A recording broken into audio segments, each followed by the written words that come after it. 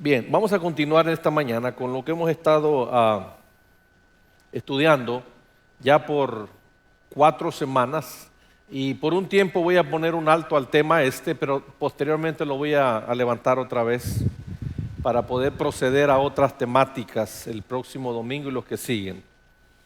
Hemos estado hablando acerca de la iniciativa cósmica, que no es más que un nombre diferente que le quisimos dar a un mensaje que ha sido un mensaje distintivo de esta casa por muchos años, que es el mensaje del reino de Dios y lo que todo implica alrededor de ese mensaje.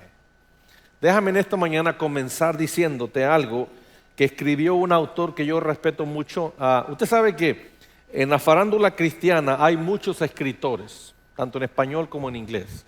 La mayoría de gente conoce a los famosos, pero los famosos, la pregunta es ¿quién los enseñó a ellos? ¿Quién los discipuló a ellos? Cuando uno investiga, uno encuentra quiénes son. Entonces uno va directamente quien enseñó al famoso y de ahí aprendes. Hay un hombre que se llama John Wimber. De paso les anuncio, les recuerdo que en junio 23 y 24, sábado y domingo, vamos a tener con nosotros aquí a William Woods. Él es un hijo espiritual de uno de los hombres más destacados en Estados Unidos y en el mundo entero en relación con sanidades y milagros. Usted no conoce mucho el nombre de él, pero conoce el nombre de otros que él ha discipulado. Entre muchos, el más famoso de los que él ha enseñado se llama Bill Johnson, que es el pastor de Betel. Pero hay otros más que ha discipulado él. Aquellos que saben un poquito más, el famoso revivamiento que sucedió en Toronto, Canadá, en los 70, finales de 70, principios de 80, el famoso Toronto Revival, o como se le decía en inglés, de Toronto Blessing. El que usó Dios para iniciarlo se llamaba Randy Clark. Y Randy Clark ha estado en ese mover desde entonces. Un discípulo bien cercano a él se llama William Woods, un joven muy, muy interesante. Él va a estar con nosotros aquí en junio 23 y junio 24. Sábado en la mañana vamos a tener un desayuno con todos los que quieran venir y traigan sus invitados. Vamos a tener 2 sesiones, va a ser más que nada sesiones de ministración del Espíritu Santo y los moveres de sanidades. Sábado y domingo 2 sesiones rápidamente de 10 a 1 de la tarde y el domingo una sesión abierta para todos, ¿verdad que sí? Él habla en inglés, así que una de las 3 sesiones la vamos a dejar en inglés total.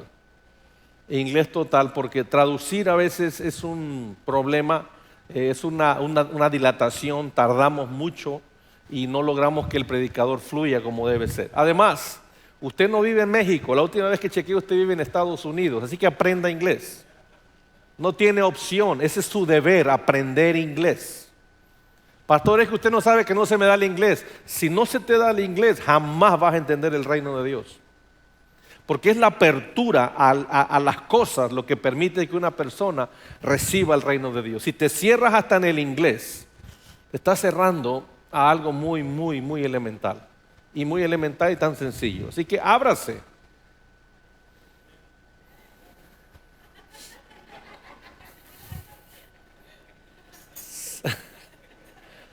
That's all I'm going to say about that. Comienzo compartiéndote una frase que John Wimber escribió en uno de sus libros que me parece muy, muy relevante a esta temática.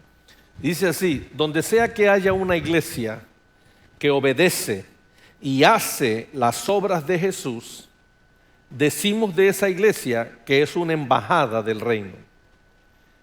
Ese lugar estará siempre en medio del territorio enemigo.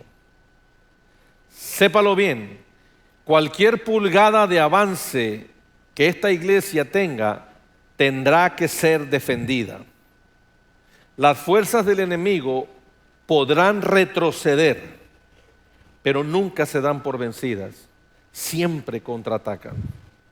Y los que llevan años con nosotros aquí, que han visto las cosas que hemos experimentado y visto y hemos pasado, se han dado cuenta que cada pulgada de avance que hemos dado ha costado mucho tiempo y mucho esfuerzo y requiere pelear para avanzar, no requiere estar complacido y pasivos. En esta mañana te voy a hablar de esta iniciativa cósmica, la quinta presentación, y le vamos a subtitular la guerra espiritual en el reino de Dios. No es lo que te estás imaginando si te estás imaginando otras cosas. Yo puedo hablar de guerra espiritual desde la perspectiva religiosa, pero no voy a hacerlo así. Porque en el mover es religioso, la guerra espiritual, todo se trata de gritos, empujar, saliva, esfuerzo. Y no me entiendan mal, yo todo eso lo he hecho. Yo recuerdo los primeros años de la iglesia en el primer local que teníamos en el centro de McAllen. Yo recuerdo las horas que yo duré haciendo liberaciones con mi esposa. Eso era todo lo que hacíamos, liberación, liberación, liberación.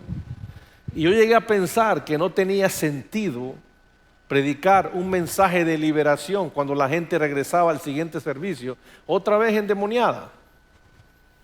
¿Qué es lo que sucede? Ayer estuve en el teléfono un ratito compartiendo algunos testimonios que gente nos dio de lo que pasó el viernes aquí. De paso les digo, me parece que eran casi 50 visitas que tuvimos el viernes de noche. 50 visitantes de la radio. Da un aplauso al Señor, ¿cómo no? Puede ser que haya más, pero yo conté 50.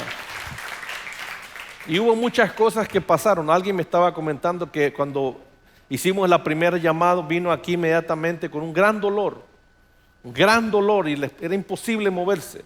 Y creo que Kevin fue el que le ministró de este lado, y al momento que él puso sus palabras sobre mí y sus manos, ¡tum!, se me fue el dolor inmediatamente. Pero a las 3 de la mañana en mi casa me volvió. Entonces de eso quería hablar conmigo. Después de 15 minutos, yo ya empecé a perder la calma, porque me di cuenta que no estaba hablando con una persona, estaba hablando con un demonio en la persona. Y el demonio me quería convencer a mí de lo que le pasa a ella es normal. Entonces, los que me conocen saben cómo lidio con esas cosas rápidamente. ¿Qué te quiero decir? He ahí por qué el tema de liberación no funciona cuando no se hace desde la perspectiva del reino. Porque la gente la limpias y se van y se revuelcan. La limpias y se van y se arrastran al lodo. Los liberas y van y en vez de llenarse con el Espíritu de Dios, se quedan vacíos otra vez para ser llenados por 7 espíritus peores. Ese es el problema. Pero en la guerra espiritual, desde la perspectiva del reino, es un placer. Y los que estaban aquí el viernes se dieron cuenta. Yo no sé por qué los vomitadores pasaron conmigo. Y hubo mujeres aquí que literalmente echaban sangre de tan fuerte que vomitaban. Sin embargo, yo me sentía muy relajado. No estaba cansado como otras ocasiones. Usted sabe que la presencia de Dios cuando viene sobre ti, te cansa, te debilita. Yo salgo de aquí cansado, adolorido, como si hubiese cargado un refrigerador. ¿En serio? Solo el que la ha experimentado entiende lo que estoy diciendo. Pero este viernes, como éramos varios aquí, yo salí tranquilo. Algunos quedaron adoloridos, yo no. Estaba en total reposo. Y esa es la forma de liberar personas, a través de la autoridad que el reino te da. Y no hay mucho que hacer, no mucho que decir, solamente es algunos comandos, algunos toques y el Espíritu Santo hace la obra poderosamente. Esta mañana vamos a hablar de guerra espiritual, te digo, pero no de la perspectiva que quizás algunos conocen, ni tampoco enfatizando el gritoneo, el empujadero, como algunas personas dicen, hay que ayunar 3 días antes de llevar a cabo liberación. Todo eso tiene su momento, su lugar y su función, pero a largo plazo no funciona. Te lo dice alguien que ha gastado años en eso. Bien. Ningún otro mensaje en la Escritura causa tanta oposición, levanta tanto la atención del reino de oscuridad como el mensaje del reino de Dios. Jesús lo puso en Mateo 11, capítulo 11, versículo 12, de una manera muy contundente, muy específica. Jesús dijo, desde los días de Juan el Bautista hasta ahora, el reino de los cielos sufre violencia y los violentos, dicho de otra manera, los valientes, lo arrebatan por la fuerza. Desde tiempo de Juan el Bautista hasta ahora, dijo Jesús, el reino de los cielos sufre violencia y los violentos, los atrevidos, los valientes, los que no temen llamar al nombre de Jesús como el nombre más poderoso en la tierra, los que no temen dar testimonio de su fe, los que no se esconden delante de la gente para decir que sirven a Dios, esos lo toman por la fuerza. Tomarlo por la fuerza no es gritonear, es tener el valor de tomarlo por la fuerza.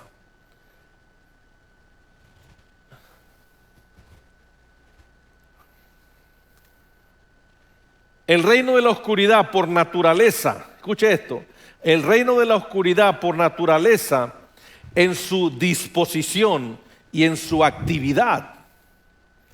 El reino de oscuridad siempre es anticristo, anti-vida, anti-verdad y anti-Dios.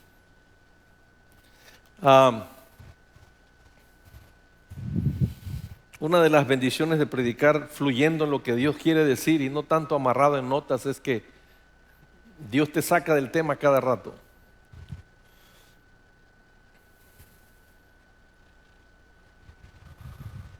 Estoy tratando de parafrasear algo que acabo de escuchar, pero como no lo estoy pudiendo parafrasear, quiere decir que no es momento de decirlo, pero lo voy a decir al rato.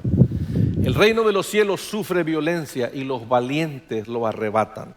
Todo en relación con el reino de oscuridad siempre va a ser anti Dios, anticristo, antiverdad, antiorden.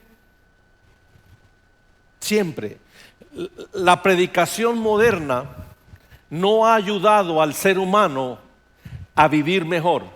No ha ayudado al ser humano a dar frutos dignos del cielo. Tienes que entender, hermano, que el cristianismo es más que venir a una iglesia. El cristianismo es más que profesar algo. Yo, de todo lo que escuché ayer y de todo lo que escuché el viernes, de toda la gente que decía cosas, había un factor, un común denominador. Todos son buenos cristianos. Todos. Todos van a buenas iglesias. Sin embargo, ninguno tiene pastor y ninguno vive en orden. Porque el desorden es una evidencia de la ausencia de Dios en una persona. El orden se ve en muchas áreas. En el área de las finanzas, en el área de la salud, en el área de la comida. Y la más importante para muchos debe ser aquí, el área de la educación de los hijos. La educación de los hijos es una evidencia de quién eres tú. A mí no me hace falta saber mucho del don de una persona. No me impresionan los dones. Pero cuando yo veo el matrimonio que tiene, los hijos que tiene a cualquier edad, sé con quién estoy lidiando.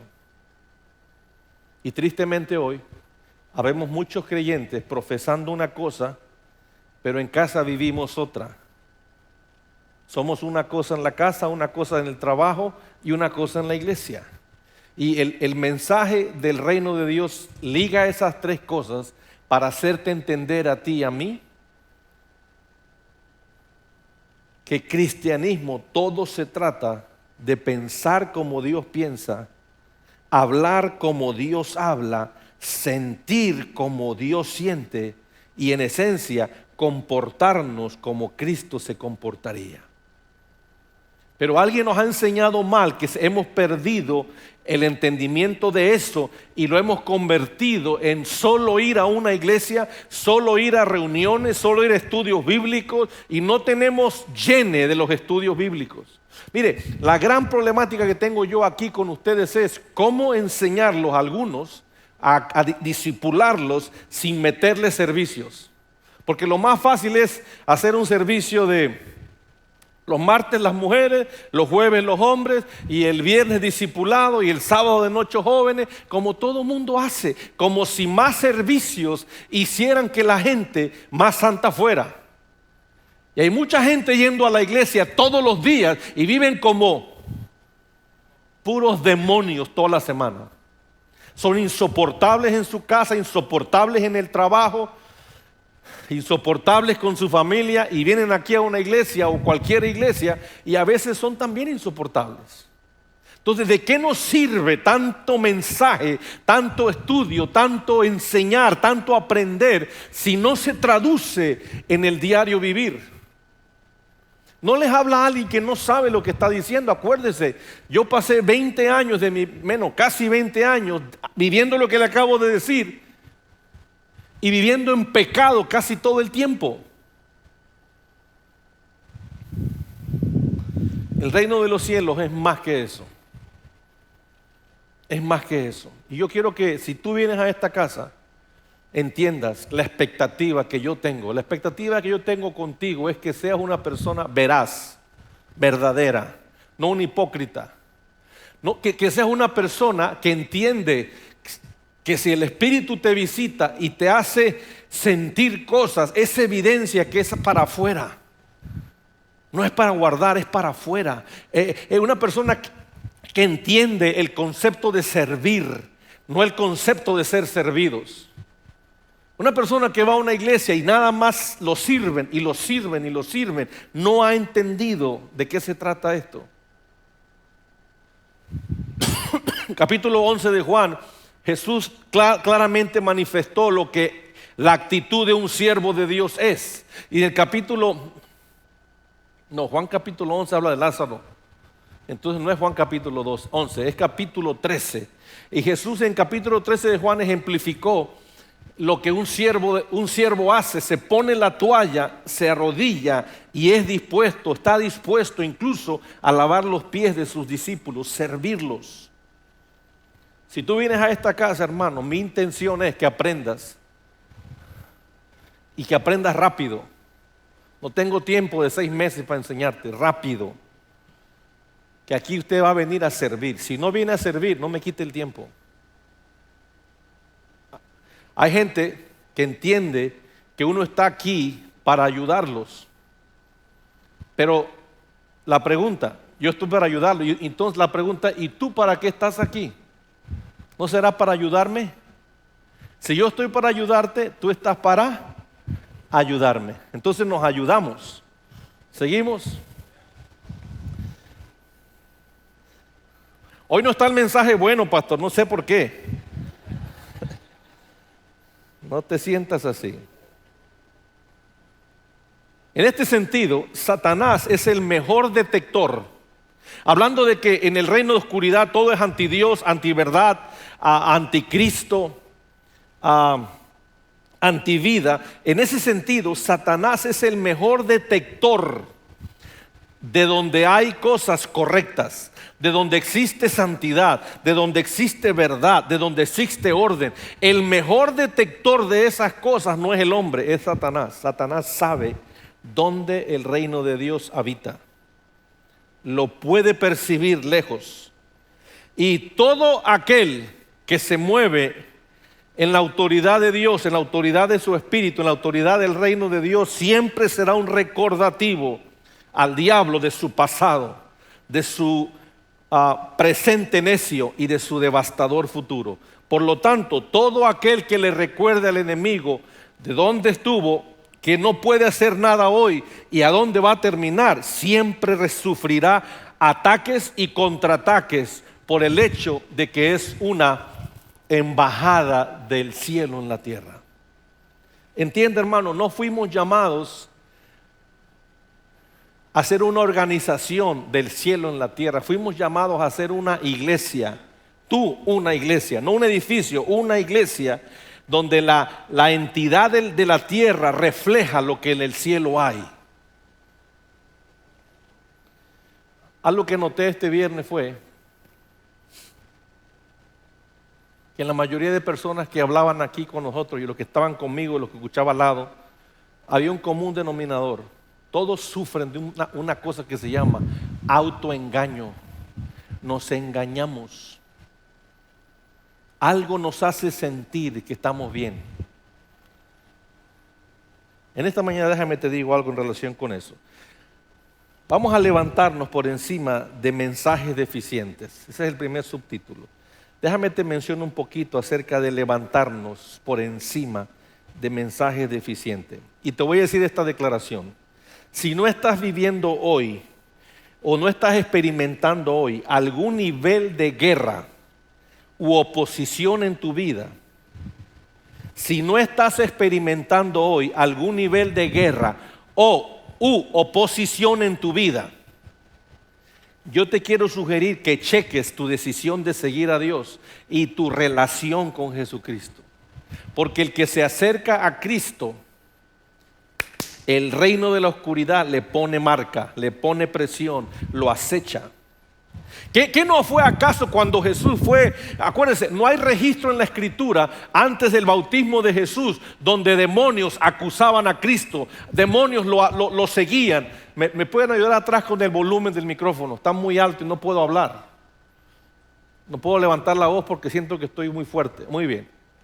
No hay una evidencia donde antes del bautismo de Cristo, donde a él lo acosaron antes del bautismo, pero el día que se anunció por el mismo cielo y descendió el cielo en la forma de Padre y Espíritu Santo y se postraron sobre él y el Padre proclamó la identidad de Cristo, en ese momento, capítulo 3 de Mateo, es bautizado, el cielo le da su aprobación. Capítulo 4 dice, y fue llevado por el Espíritu al desierto para ser tentado por el diablo. En el momento que una persona hace una declaración pública, en el momento que una persona hace una publicación de su fe, una demostración pública de su fe, de sus principios, de sus valores, de sus convicciones, en ese momento el reino de la oscuridad le pone marca personal. Al principio de la iglesia, usted no sabe la clase de cosas que nos pasaban en mi casa. Era todos los días en mi casa aparecían pájaros muertos, pero por varios, así en la puerta de la entrada afuera, en el driveway. Y aquí empezaron a caer pájaros como también en el otro edificio. Una ocasión salimos del driveway, vengo manejando así hacia atrás y veo unas marcas como de gangas, de gangueros. Your cousins, un álamo. Y veo unas marcas ahí de ganguero, entonces chequé. Fue al internet a ver qué significaba y no eran marcas de gangueros, eran marcas de brujos. Tienen significado en la brujería. En el driveway de mi casa, ¿qué cree que quería decir eso? Alguien nos estaba poniendo una marca personal. En esos años yo no sabía lo mucho que el Espíritu Santo hablaba conmigo. Yo no sabía, yo sabía que Dios me hablaba, pero no sabía cuánto. Yo recuerdo que yo siempre tenía sensaciones y sueños de que iba a quedarme viudo, siempre. Y yo decía, pero ¿por qué veo a mi esposa muerta todo el tiempo? Y aquellos que se acuerdan de Dennis David, el profeta, varias ocasiones él me dijo, tengo algo que decirte, pero se le olvidaba. Y por fin un día me dijo, Mario, disculpa que te lo diga, pero hay una asignación de muerte sobre tu esposa, la quieren matar, cuídala. Y me dijo, tienes que aprender a hacer esto. Y entonces yo empecé a hacer eso. Y un día que lo invitamos aquí, él me dijo, en este momento el diablo me susurró que se la va a llevar. ¿Me permites hacer unas declaraciones? Y entonces él las hizo. Como profeta de Dios, si no es igual operar en profecía, a ser un profeta de Dios. Las profecías que nosotros podemos fluir en son muy lindas, muy bendecidoras, pero no cargan el mismo peso que una autoridad profética. Entonces, ante esas declaraciones, desde ese día para acá, nunca he vuelto a ver a mi esposa muriéndose, ni yo viudo. Pero la intención era llevársela. We gotta take him out. We gotta take it out. We cannot kill Mario, but we're gonna kill her. Eso era la idea.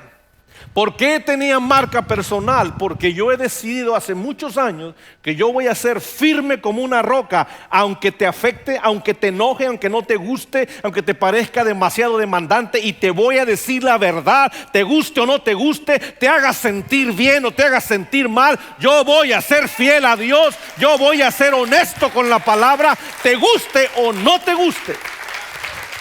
Oye,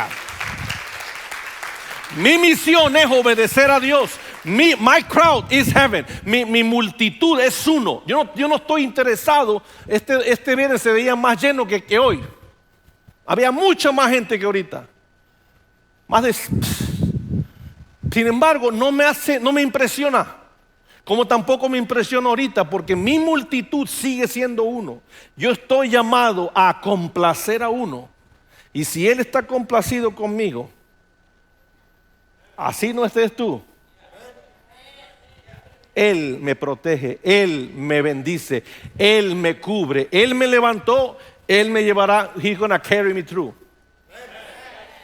A ti te conviene ponerte conmigo, porque if he carries me, he will carry you. Tenga mucho cuidado cuando se levanta usted contra las personas que Dios levanta. Tenga mucho cuidado. Aquí hay gente que se ha levantado muchas veces contra los que Dios levanta. Y yo no tengo mucho respeto por esos. Algunos de ustedes deberían ser más sabios en el manejo de esas cosas, pero Dios los va a enseñar quizás algún día. Algunos saben qué estoy diciendo, algunos no tienen ni idea qué estoy diciendo, pero por eso lo estoy diciendo. Si no estás experimentando algún nivel de guerra u oposición en tu vida, checa muy bien la decisión de seguir a Jesús y la relación que tienes con Él. Puede ser que en la comodidad donde estás, en lo complacido que vives, en lo satisfecho que estás, en lo feliz de que ya vas para el cielo sin el mínimo esfuerzo, ahí el diablo te tenga donde él te quiere. Fíjate, uno de los grandes problemas de la predicación moderna es el énfasis desmedido en los énfasis. Por ejemplo, yo paré de hacer el énfasis del reino porque me empecé a ser religioso con el mensaje del reino. Eso era todo lo que hablaba. Entonces empezamos a incorporar otras cosas. En esta ocasión estoy haciendo un énfasis en esto porque hacía 3 años no lo hacía. Pero hoy hay muchos énfasis. Está el énfasis evangelístico, el énfasis de los jóvenes, está el énfasis del Espíritu Santo, el de la presencia, el de la alabanza, el de la liberación, el de la guerra espiritual. Estos énfasis siempre hacen que la gente se distraiga. Pero uno de los énfasis más peligrosos que existe hoy es el énfasis evangelístico, donde todo se trata de ganar almas para Cristo, convertirlos a Cristo. Y no me refiero a este lugar, otro lugar, eso es todo lo que hace: convertir almas, llevarlos a Cristo y darles la seguridad de la salvación y que ya vas para el cielo, lo cual es verdad. La pregunta, ¿y después qué va a hacer la persona? Fácil, yo ya voy para el cielo. I'm going to heaven. Now I'm going to live like demons. Ahora voy a vivir como demonio aquí en la tierra porque I'm going to heaven. Y no le enseñamos a la gente a vivir sanamente, a vivir equilibradamente, a vivir ordenadamente, a vivir en santidad para el santo de Dios. Solo se quedan con I'm going to heaven.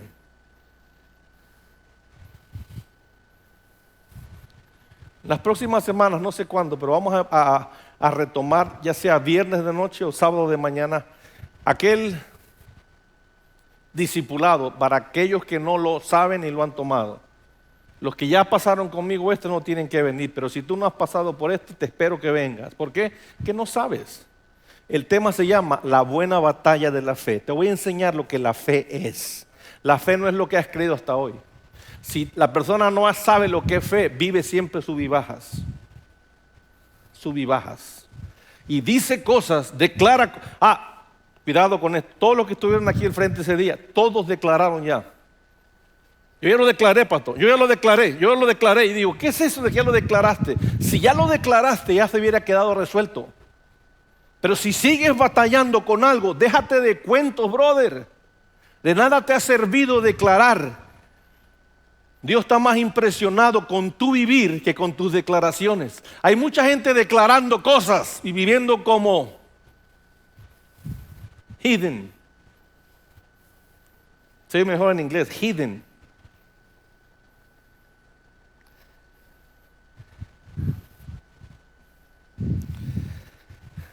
Algo hay aquí que necesitamos entender. Si vives muy cómodo, complacido, satisfecho, feliz, hay algo que quizás el diablo te tiene donde te quiere tener. Fíjate, hay personas también que viven satisfechas de ir a una iglesia porque tienen la oportunidad de servir y hacer algo significativo. Y una vez que agarran su nicho de servicio, Eso les da seguridad, eso les da un sentido de pertenencia y un sentido de significancia. Pero en todo lo que hacemos tenemos que estar conscientes de que la complacencia es un arma del enemigo para mantenernos ocupados y no necesariamente caminando en la voluntad de Dios. ¿Tú sabes qué? A ver si me puede entender esto. ¿Cómo lo digo? Hoy día existen personas que reciben sueldo para ser portadores de la presencia de Dios. Por ejemplo, si yo recibiera un sueldo de la iglesia, me pagarían para yo buscar a Dios, para yo orar a Dios, para yo cargar más del Espíritu de Dios. Me pagarían un sueldo para hacerlo. Y en otras palabras, me pagarían un sueldo, como hay muchos que les pagan sueldos, para tener intimidad con Dios. ¿Me está siguiendo? People get paid just to have intimacy with God. And then, how do we call in society? ¿Cómo le decimos en la sociedad? People that get paid to have intimacy. Hello. ¿Cómo le decimos en la sociedad a la gente que se le paga para que tenga intimidad? ¿Cómo se le dice? Hello. ¿Cómo? ¿Lo está viendo? Con eso en mente, ¿usted qué quiere que me paguen un sueldo para hacer esto? Hay gente que se le paga para tener intimidad con Dios. Y en la sociedad tienen un nombre. Pero todos hemos sido llamados a tener intimidad con Dios. Y no debe haber en ese tener intimidad con Dios ningún deseo mezquino en medio. Sea sueldo, sea bendíceme, ayúdame, sáname, prospérame. Tampoco puede ser eso. Hay gente que solo asiste a una congregación, hermano. No puede ser eso una motivación sana que Dios pueda bendecir. Que solo asiste a una iglesia para que Dios le dé. Hermano, yo estoy parado aquí, Dios me dé o no me dé, me sane o no me sane. Tenga trabajo o no tenga trabajo, tenga iglesia o no tenga iglesia. Donde quiera que yo me pare, la iglesia va conmigo. Porque yo soy una iglesia. Donde quiera que yo esté, yo voy a representar lo que dentro de mí está. Y en el momento que alguien abra la boca y pida una palabra mía, les va a caer el reino, pero como una metralleta. Este viernes estábamos en el trabajo, antes de empezar. Y entonces entramos a la junta, tenemos una sala de conferencias bien linda y grande. Y entonces yo llegué a lo último, corriendo ahí. Y cuando llego, ve a la jefa que está llorando. Está contando un problema que le está pasando. Entonces yo agarré y me quedé callado así. Y dijo, les cuento esto para que sepan y oren por mí. Y doy gracias a Dios por este hombre que tenemos aquí. Por favor, ora tú, Mario, me dice. Entonces yo empiezo a orar, como todas las mañanas yo soy el que ora. Empiezo a orar y oro por ella. ¿Para qué oré por ella? Más se puso a llorar. Y al final me dice, gracias por su oración. ¿Lo está viendo? No es el hombre, es lo que viene sobre ti, debe ir a todos lados donde tú vas. Si nada más va el domingo a la iglesia, hermano, algo está mal. Tiene que ir al trabajo, tiene que ir a la iglesia, tiene que ir a la escuela, a la cancha de fútbol, en la intimidad de tu recámara, en la intimidad del baño, en la intimidad del shower. Donde quiera que estás, debe ir esa intimidad con Dios siempre delante de ti. Estamos hablando de la comodidad.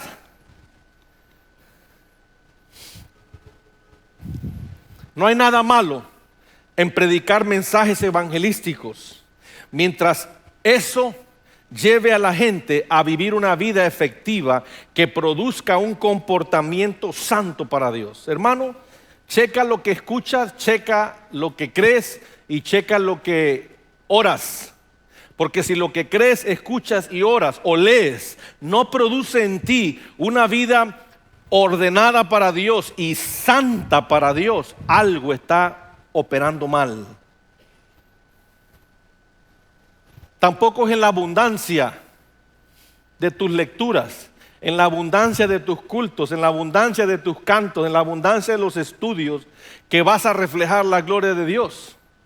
La gloria de Dios se refleja, hermano, y no necesita cultos, no necesita música. El otro día que estábamos en Dominicana, que les dije que estaba yo predicando el domingo de la mañana y se empezó a poner pesado y empezó a ponerse fuerte la cosa. Entonces yo empecé a levantar la voz y me bajé y olvidé las notas y empecé a zarandear a la gente y estaba la cosa poniéndose bien y de repente ¡pum!, se apaga la luz. Ahora, una cosa es predicarte aquí sin micrófono, una cosa es predicar ahí sin micrófono, porque estaba muy largo para atrás y había gente. Dije, pues Señor, sin micrófono, y me lo quito y empiezo a predicar sin micrófono. Óigame, en ese momento, hermano, la gloria de Dios de verdad que se sentía. ¿Me está siguiendo, familia? No sé ni por qué dije eso. ¿Alguien me puede decir por qué dije eso?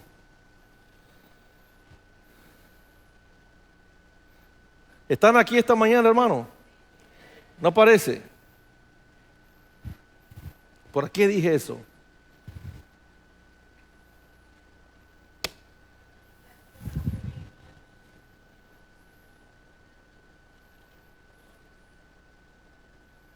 Ok, muy bien.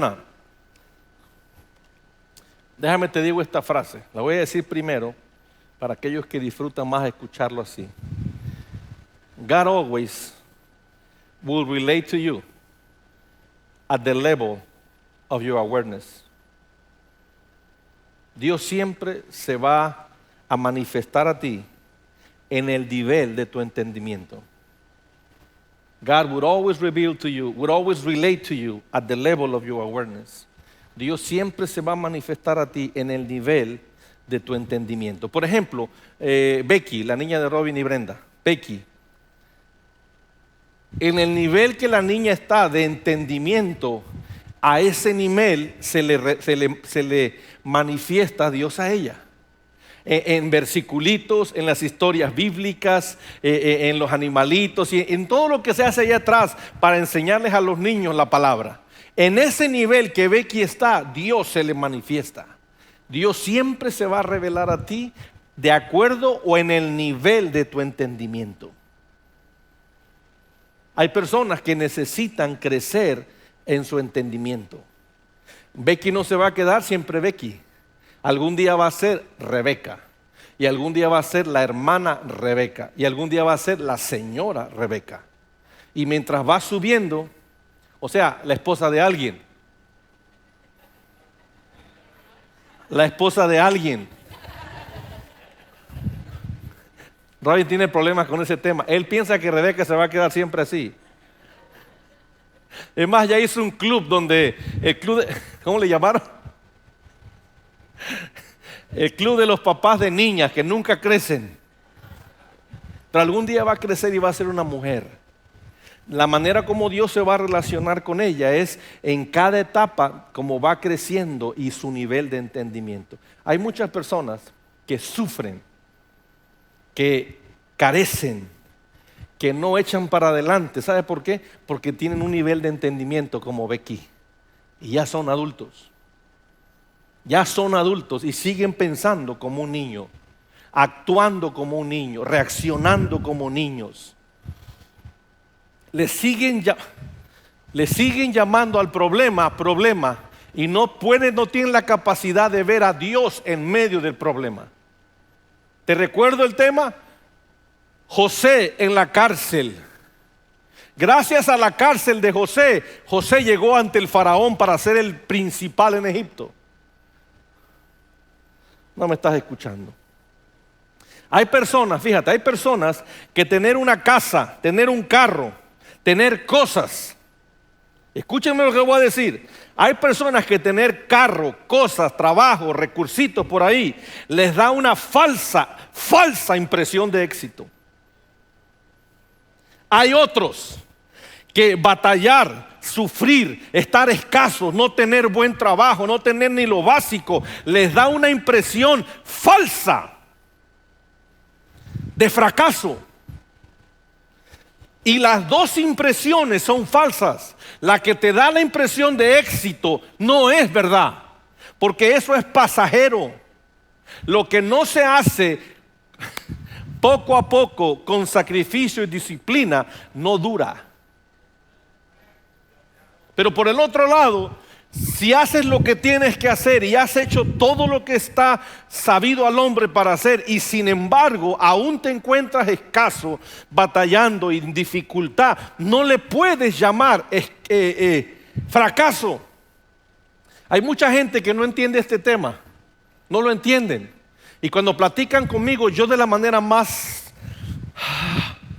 polite y cortés que puedo, le hago diffuse la conversación, porque entiendo que no tienen el nivel de entendimiento mío. Y inmediatamente me dicen, pastor, pero ¿qué está pasando aquí? Mire, mucha silla vacía. Yo digo, ay, hermanito, dale paciencia a este para que aguante a esta. Están entendiendo que esto es un fracaso y yo no lo miro así. Tú tampoco puedes ver tu situación problemática, tu situación de escasez, tu situación de lo que sea como un fracaso. Dios está haciendo algo. No sea usted Becky. Perdonen que use a Becky como ejemplo porque ella es una niña linda, pero tú no eres Vicky, tú no eres Becky. Tú eres un adulto que tiene que tener la capacidad de ver más allá de lo que pasa. Llamarle a las cosas que no son como si fueran.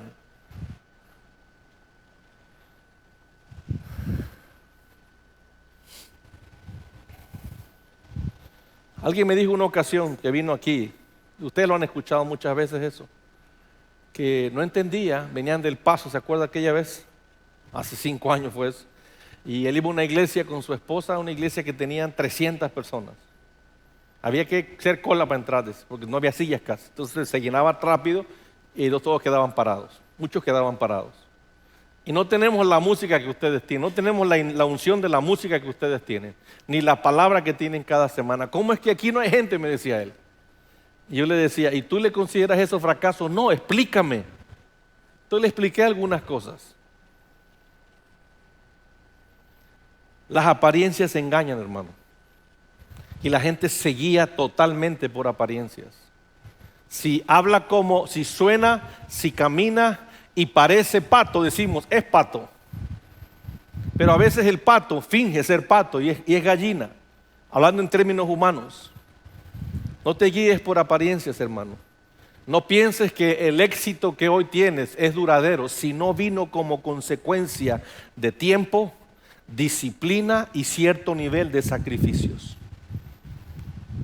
De la misma manera, no pienses que el aparente fracaso que tienes hoy es algo que es duradero. Algún día se va a revertir. Mientras tú hagas lo correcto, mientras hagas lo que Dios dice que hagas, hermano, algún día se va a revertir. Hay personas o ministerios que se guían por los números y los números les representan éxito. Pero ahí te va, el redescubrimiento, el entendimiento, el volver a entender el reino de Dios arranca todo engaño y pone lo verdadero y lo valioso en su perspectiva correcta. Solo los lentes del reino de Dios me dan a mí la capacidad de ver lo valioso y lo correcto con la perspectiva correcta. De otra manera, todo lo demás es temporal. Hay gente que le ruega a Dios por un milagro y Dios se los concede. Hay gente que se engañan, que porque no están pasando esto, no están pasando acá, no está pasando acá, todo está bien y todo va a seguir bien. Por el otro lado hay gente que se engaña, que porque pierde el trabajo, acaba en el hospital, se le muere el hijo, lo amenazan de divorciar, le anunciaron un cáncer, es un fracaso y se va a morir. No necesariamente. Aprenda, hermano, aprenda a leer el vocabulario de las circunstancias. Las circunstancias nos hablan. Hay gente que pide oración cuando lo que tiene que es abrir sus ojos y ver su circunstancia. Eso es todo. Hay gente que pregunta, pastor, estoy en el trabajo correcto, y le pregunto, pero ¿por qué preguntas? Porque mire que me pagan, que esto, que lo otro, que me hacen, que no sé qué. Le digo, suena todo como que el favor no está ahí ya.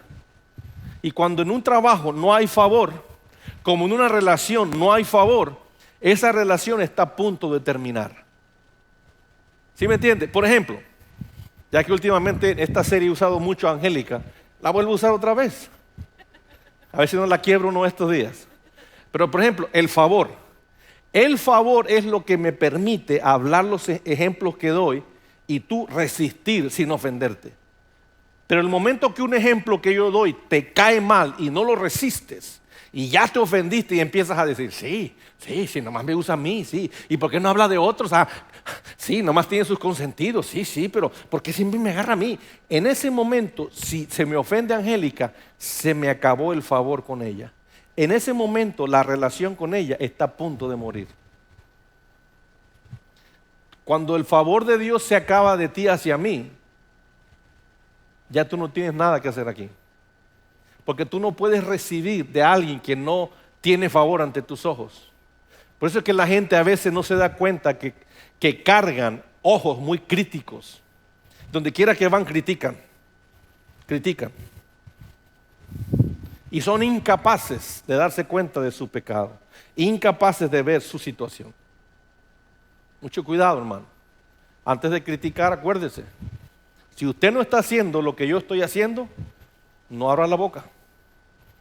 Cuando usted lo haga mejor que yo y yo pueda ir a verlo, yo me quito el sombrero y digo, my God, you are good. Pero si no tiene nada que yo pueda ver y decir que es mejor, no diga nada. Es solo crítica necia. Y hay gente que muy fácil critican. Pero fácil.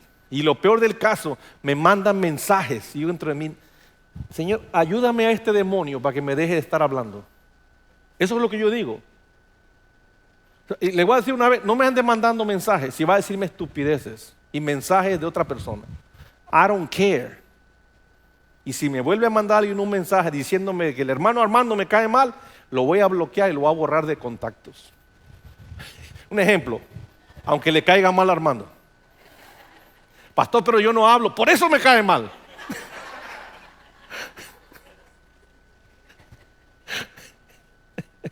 Una vez me contó Armando hace años, dice él, que recién llegó aquí, ya tiene tiempo que llegó, y que yo predicaba, le caía y le ofendía. Yo decía, entre mi hermano, yo jamás lo tenía en la mente de usted. Todos tenemos que pasar esa prueba de la ofensa.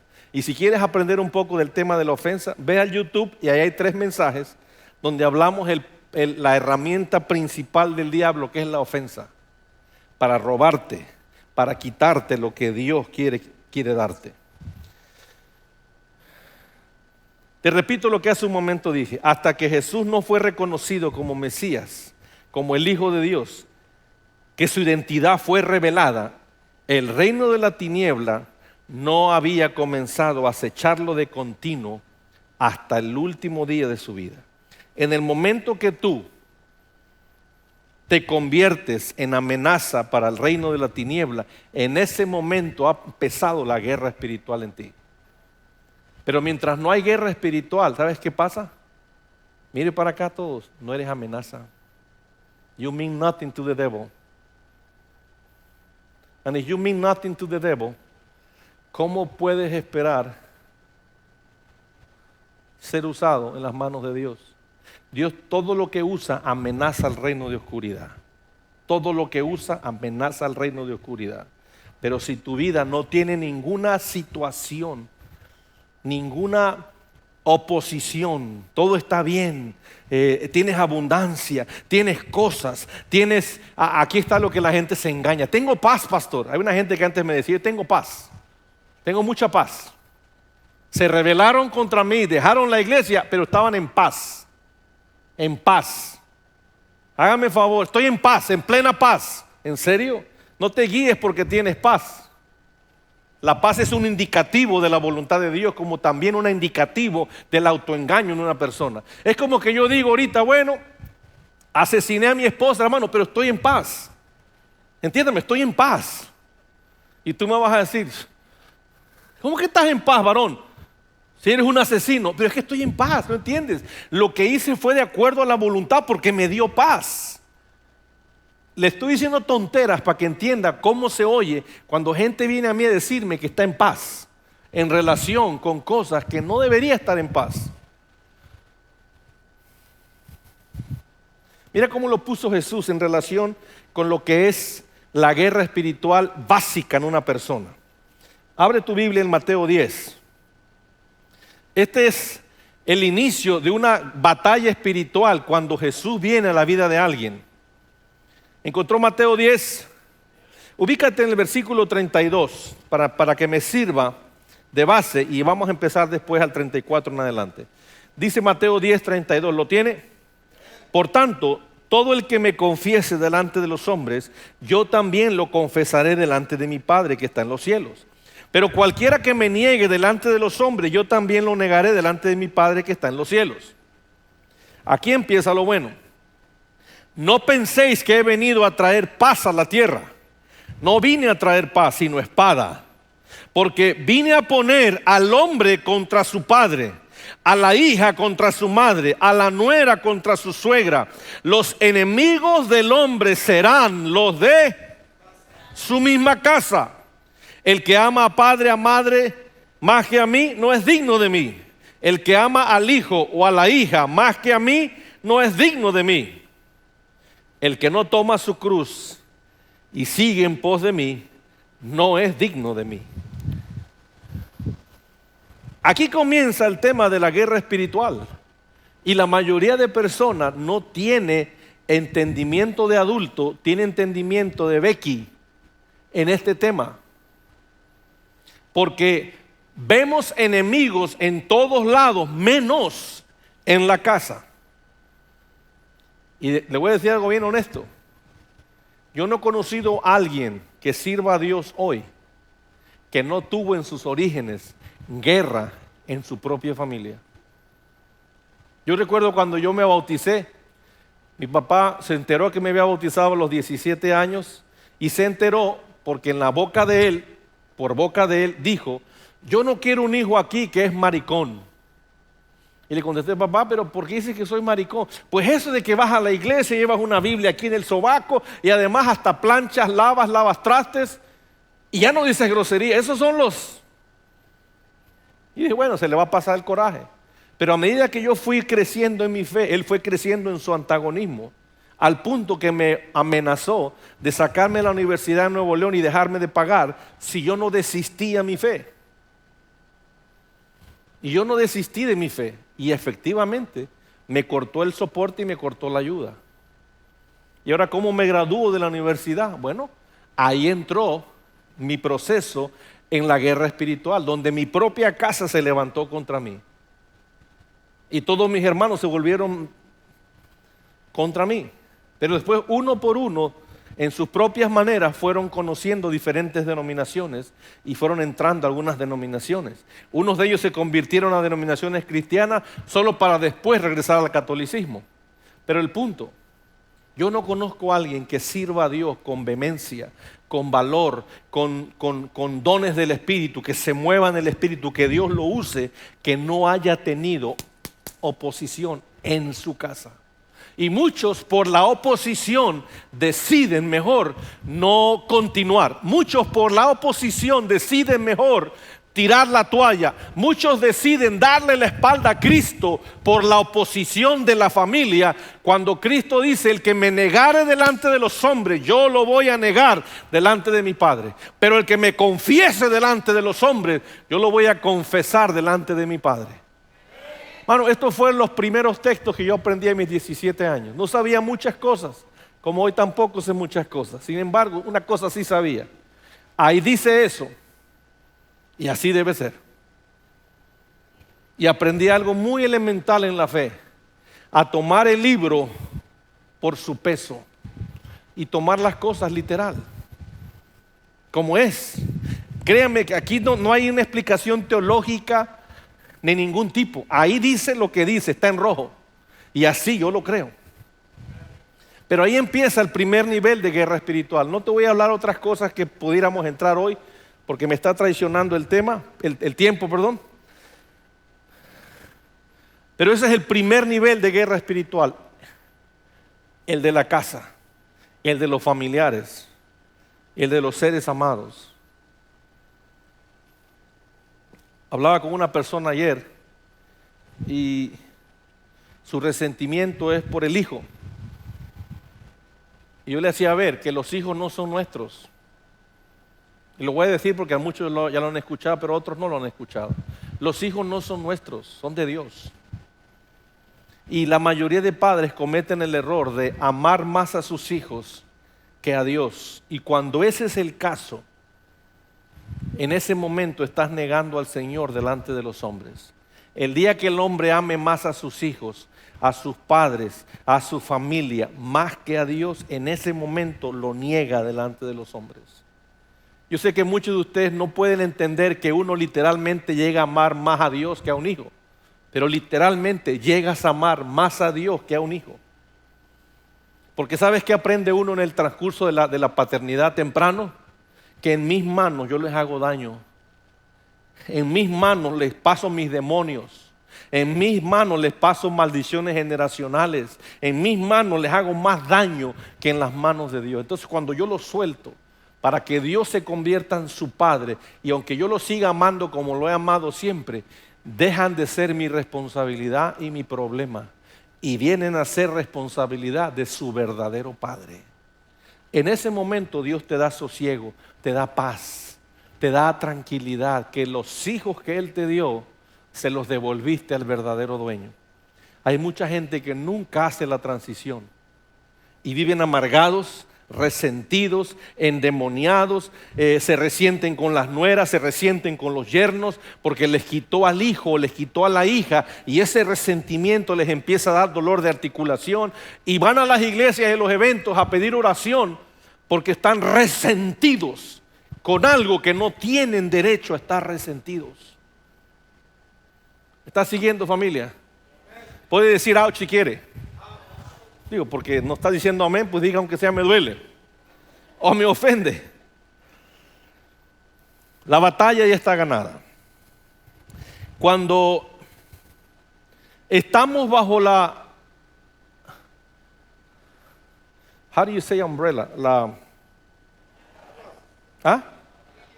Sombrilla. Cuando estamos bajo la sombrilla del reino de Dios, recibimos todos los recursos que estuvieron accesibles para Jesús. Van a aparecer ahorita aquí arriba y aquí al lado junto a mí en la internet. Cuando estamos bajo la sombrilla del reino de Dios, recibimos todos los recursos que estuvieron accesibles para Jesús. Y ahí los acabo de citar por citar algunos. Recibimos una fe creciente. ¿Qué quiere decir una fe creciente? Una fe que va creciendo y que va creciendo y que va creciendo y se va ensanchando. ¿Dónde está la? ¿No la ve la hermana hoy?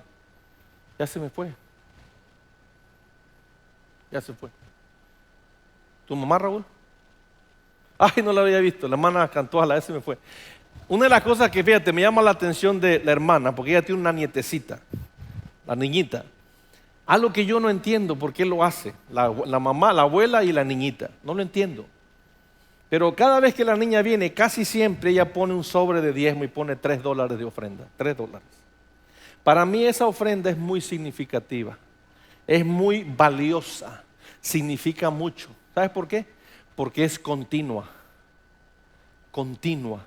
Y eso me habla de una continuidad de honra. Yo sé que la abuela le está enseñando a la niña. Quizás la niña no lo hace de su propia decisión. Quizás sí lo hace. Hemos visto muchos casos donde niños lo hacen de su decisión. Pero esa ofrendita continuamente a mí me dice algo. Que se está preparando esa niña para algún día tener una fe más grande. Uno de los grandes elementos que Jesús utilizó en la tierra fue su fe creciente.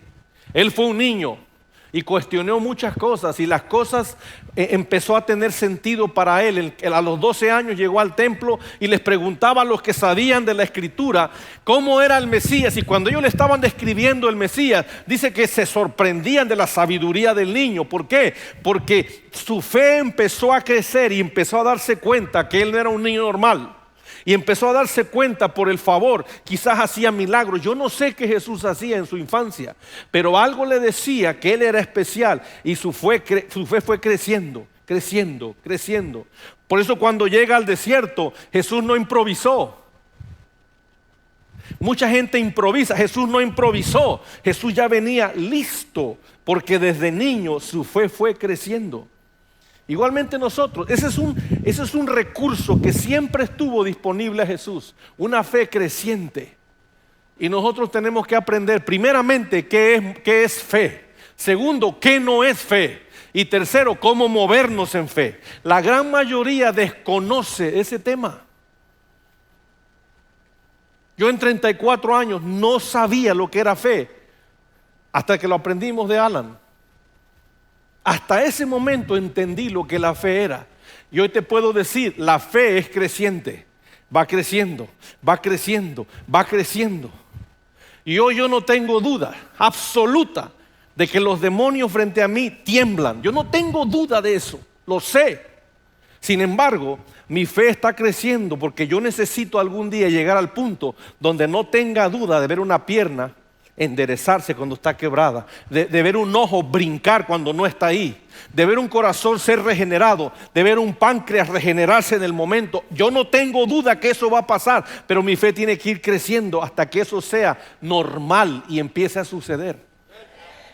Ese es un elemento que estaba disponible, un recurso que estaba disponible para Jesús, una fe creciente. Hay mucha gente que va a una iglesia que tiene una fe estancada, una fe de ayer. Recuerdan mucho el ayer, recuerdan demasiado el ayer. Si fuera por eso, ya sabía. Ya sabía que iba a escogerla ahí. Si fuera por eso, yo no me hubiera podido relacionar con Angélica, ni con Dani, right? Pero I don't remember, yo no me acuerdo muchos detalles del pasado. ¿Y sabe qué? No es que yo deliberadamente los he olvidado. El Señor de alguna manera borra muchas memorias que traen a ti dolor y resentimiento porque no te ayudan. Deja de ver el pasado, hermano. El pasado no tiene nada de congruencia para ti hoy. Hay gente viendo para atrás demasiado. Mire, viendo para atrás pero va para allá. Es como si tú vas manejando. Yo lo he hecho, vas manejando y de repente volteas y si el carro se te va chueco. ¿Sabe hablando de que se te va chueco y que te sales del carril? Mire cómo el Espíritu Santo nos hace a veces.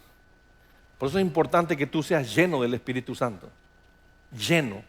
Y si tienes problema con ese tema, vamos poniéndonos de acuerdo por fin, para que no tengas problemas. Ese carro que manejo yo ahora, me salen con la nueva Honda, que es como es 2018, me salen con que ahora traen sensores en todos lados. Por todos lados hay cámara. Entonces, yo voy manejando y si no pongo mi direccional hacia un lado, el carro se va de lado.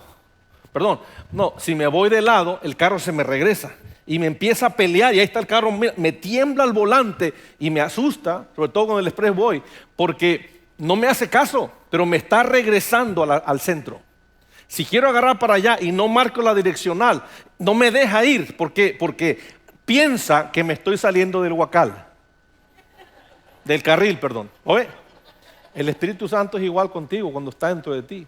Tú te quieres salir del huacal y no te deja. Me quiero ir a pecar. Todos decimos así en un punto o en otro. Dale fuerte, dale vuelo a la hilacha y tratas de darle vuelo y no te deja el Señor. Eso es lo que hace el Espíritu Santo en una vida. ¿Por qué llega a eso, Dani? Una fe creciente, una fe creciente. Tenemos que llegar a ese punto donde crecemos continuamente. Y mire, ¿cómo sé que tengo una fe creciente? ¿Cómo sabes que tienes una fe creciente? Bien sencillo. Cuando la provisión diaria no es tu razón de adorar a Dios. Ahí sabes que tu fe es creciente. Pero cuando la provisión diaria es tu todo, tú tienes una fe como la de Becky, chiquita, como una niña, como un niño. Y en ese nivel Dios se va a relacionar contigo. Recuérdese de eso. God will always relate to you at the level of your awareness or your expectation. Siempre el Señor se va a relacionar contigo en el nivel de tu entendimiento. En estos últimos 2 años el Señor me ha dado mucho entendimiento del dolor. Por eso el dolor que yo cargué por años sanó inmediatamente. Porque he tenido entendimiento, revelación del dolor. Hoy, hazme una, házmela, me duele, unos minutos, unas horas y ya. Hace 5 años atrás me hacías una y dolía. 1 hora, 2 horas, 2 meses, 2 años. Yo sé que a ninguno de ustedes le pasa así porque usted es santo chulo del Señor. Pero usted es igual que yo a menos que esté creciendo. Somos iguales en el sentido de que necesitamos aprender. ¿Cómo sé que tengo una fe creciente? Cuando crezco y tengo más expectativa y tengo deseos de nuevas cosas y la provisión diaria no es el centro de mi atención. Fíjate, la semana pasada, ustedes saben que yo por años, no de ahorita, años yo llevo bendiciendo personas semana tras semana. Ustedes saben eso, pero por años yo he hecho eso. La semana pasada fue una semana muy difícil para mí, económicamente. ¿Por qué? Porque yo siempre me ando escondiendo de acienes, tú sabes, me guardo unos 3 por aquí, 2 por allá, 3 por aquí. Y cuando entra el momento de la crisis, ahí me ando buscando en mis escondites todo lo que guardo. Y entonces así enfrento mis situaciones, siempre. Y siempre tengo escondido lo que voy a necesitar. Hello. Pero la semana pasada me volé la barda. Tuve que desembolsar bastante dinero. Y acuérdese, acabo de cambiar de trabajo y el cheque de este martes no es lo que yo siempre gano porque es un cheque corto, porque apenas empecé. Mi primer cheque va a ser el 25 de abril. Entonces me encuentro en este momento con $100 en mi bolsa. Pero yo sé que para el fin del viernes va a haber más ahí. ¿Cómo lo sé? Porque lo sé, brother. Porque nada me va a detener si algo se me aparece o alguien se me aparece donde Dios me dice, ayúdalo, yo lo voy a hacer. Si no lo hago, me estoy robando la bendición que Dios tiene para mí. No me está entendiendo. ¿Cómo sé que tengo una fe creciente? Cuando puedo alabar a Dios en medio de lo que esté y la provisión diaria no es el todo de mi ser. La provisión diaria involucra todo. La ropa que te pones, la comida que comes, los carros que manejas, la casa donde vives. Cuando eso no es importante. Y hermano, en serio, eso no es importante. Tú puedes llegar a ver a una persona en un carro BMW o en un Mercedes-Benz y tú decir, wow, ese hermano sí que está en bendición. Y yo digo, ¿qué bendición? Lo que está es en maldición con semejante deuda. ¿Qué va? ¿Qué va? Bendición.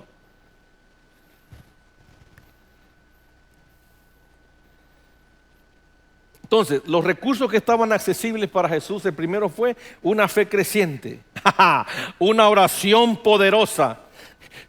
En capítulo 11 de Lucas, los discípulos le preguntaron a Jesús, el Señor, los discípulos de Juan le pidieron a Juan que les enseñara a orar y él les enseñó, enséñanos a orar. Y Jesús les dijo, ok, vosotros cuando oréis, oraréis así, Padre nuestro que estás en los cielos, santificado. Entonces él les da el Padre nuestro. Curioso es que hoy hay denominaciones que usan el Padre nuestro como la oración para repetir. Estas películas que han salido últimamente cristianas, déjeme corregirle, son católicas con un tema cristiano. Pero ¿cómo lo sé? Porque en todas las oraciones que hacen en las películas siempre repiten el Padre Nuestro. En la de Pablo, por ejemplo, en la iglesia está orando por Pablo y Pablo está orando por él. Y están diciendo, Padre Nuestro que estás en los cielos, santificado sea tu nombre. Hay montones de oraciones de Pablo en la Escritura que nunca citó el Padre Nuestro. Sin embargo, el Padre Nuestro es un modelo en las frases que él menciona de significancia a seguir. Pero el punto, Jesús tenía una oración poderosa. ¿Cómo lo sé? Hermano, tiene que ser una oración poderosa que te vas a orar a las 11 de la noche y regresas al amanecer a las 7 de la mañana, fresco como una paloma. Tan poderosa era que Jesús iba a las aldeas y cuando los demonios lo veían llegar, inmediatamente le gritaban a Jesús, ¡no! no nos tormentes. Y Jesús le decía, ok, no quieres tormento, déjalo en paz, salte. Y Jesús seguía y se iban los demonios. Yo me sorprendo nosotros los shows que hacemos hoy día.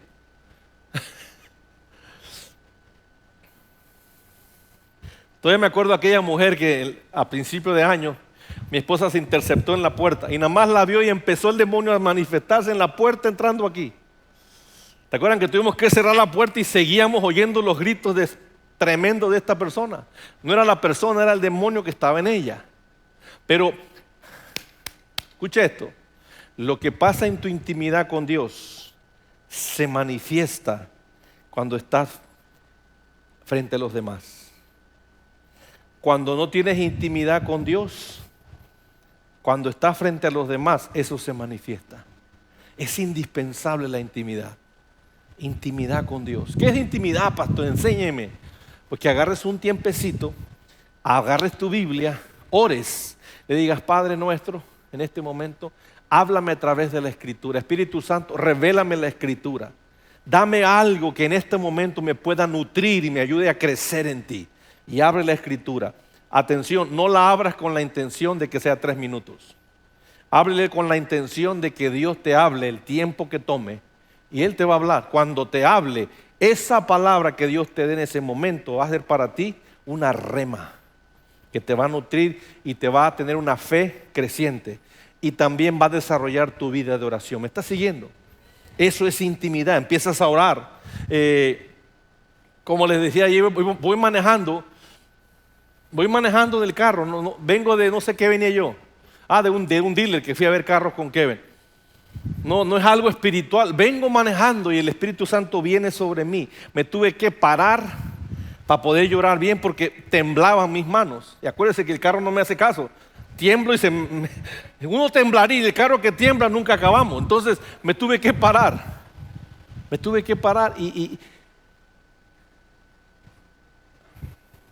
Y las pocas palabras que podía decir, agradecer a Dios por su presencia. ¿Sabes qué para mí es más valioso, hermano, en la vida? La presencia de Dios. Para muchos de ustedes es un trabajo bueno, una casa, un carro, cosas. Para mí no.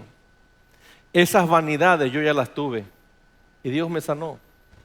No me interesan.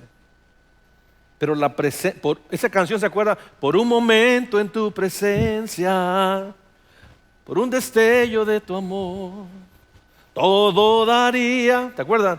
No importaría lo que tenga que pasar o lo que tenga que esperar, ¿se acuerdan? Cuando el hermano me gustaba todavía.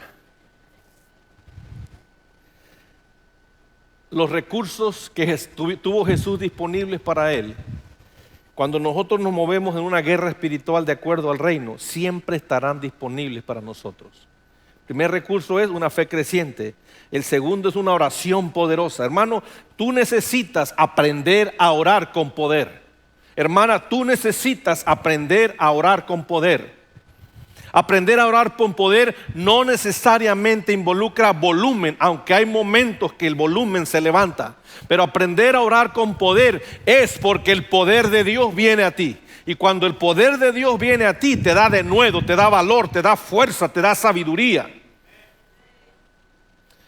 Por años, yo he estado batallando con Cristian Torres muchas veces en muchos temas. Perdón, no lo dije mal. Sonó como que es un problema. No es un problema. Pero hay un tema que yo he batallado con él y le he dicho muchas veces. Y no cambiaba la cosa. Pero no es porque él no quisiera cambiar, no tenía cómo cambiarlo. Ahí le va. Yo no sé qué pasó en la relación con él y Brenda. Algo pasó en esa, ¿cómo se dice? En esa unión últimamente que le cambió el tono de su oración. ¿Cuántos se han dado cuenta? Que van con nosotros a las 6 de la mañana, le cambió el tono de oración. Aunque está creciendo todavía y le ha tomado muchos años llegar aquí, me di cuenta que algo cambió. ¿Me sigue?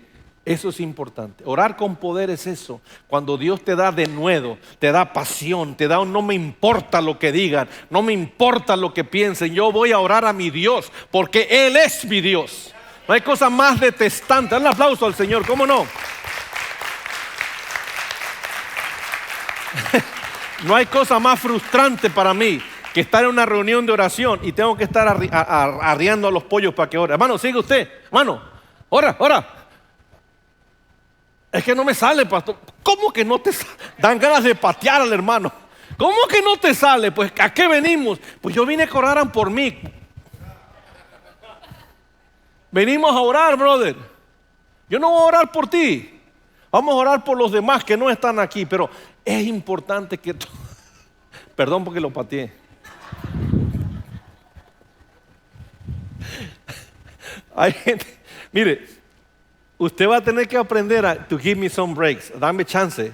Hay gente en esa cámara que ve en las naciones, me da más quebrada que usted. En serio, se ríen más que usted y no me critican. Pastor, no te lo miré que le pegó una patada a un hermano.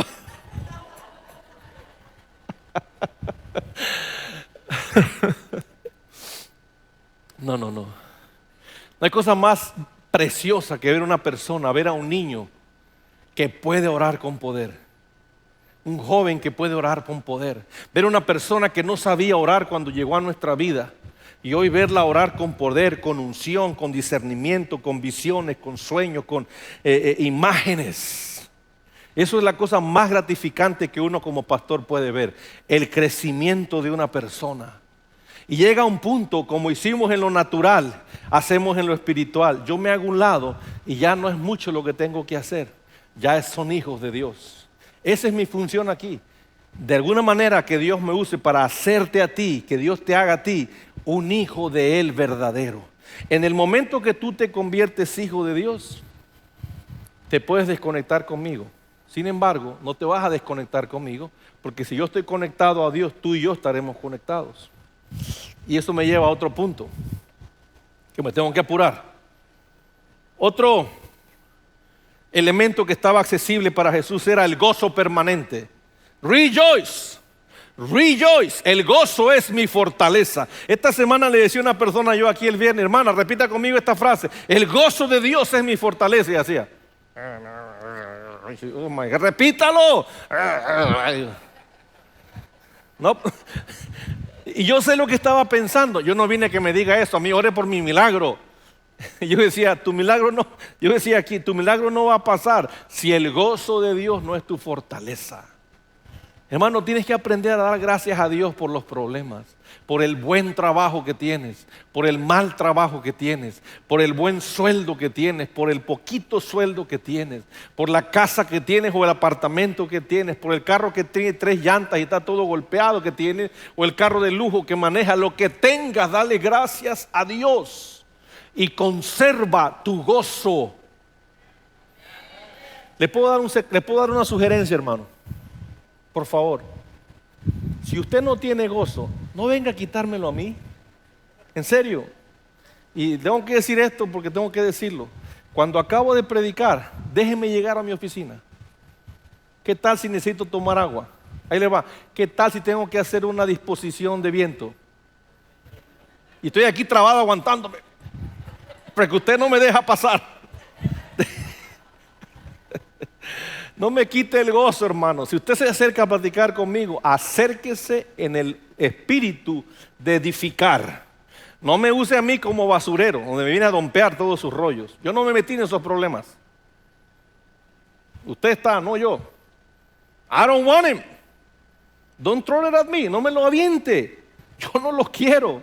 Yo estoy viviendo en gozo, hermano. Y así quiero vivir. Pero si va a acercarse a mí a contarme problemática, asegúrese que tiene algo que me edifique. Ahora, si quiere juntarse conmigo para su problemática, hagamos una cita y nos vemos ahí. Lo que pasa es que no queremos ir. ¿Sabe por qué no queremos ir ahí? Porque sabe que ahí le va a ir como en feria. Aquí tengo que aguantar. Pero usted entra ahí, le va a ir como en feria, hermano. O sea, hermano Ismael, ¿le fue mal a usted ese día? Más o menos. O sea, no te va a ir como en feria, pero te vas a sentir que andas en la rueda de la fortuna. Porque no sabes si vas o vienes, no sabes si estás mal o estás bien. Pero el punto es, en secreto podemos hablar tu problemática. Aquí no es el momento. Aquí es el momento de edificarnos. Dígame algo que me traiga gozo y no me traiga peso. ¿Me sigue? ¿Ya viste Robin? ¿No está Robin? Por favor, Robin. Yo me acuerdo cuando Robin estaba recién llegado aquí. Oh my God. Como él estaba aquí al lado, usted sabe. Era el primero que me interceptaba. Era como un interceptor de fútbol americano. Me venía yo bajando aquí y ya estaba Robin aquí. Y yo le daba la vuelta por acá. Pero acá se me aparecía otra vez. Y era cada semana. Entonces tuve que pararle el carro, así le Robin, cambia de posición, brother. Ahora juega allá en el back, allá atrás, de defensa.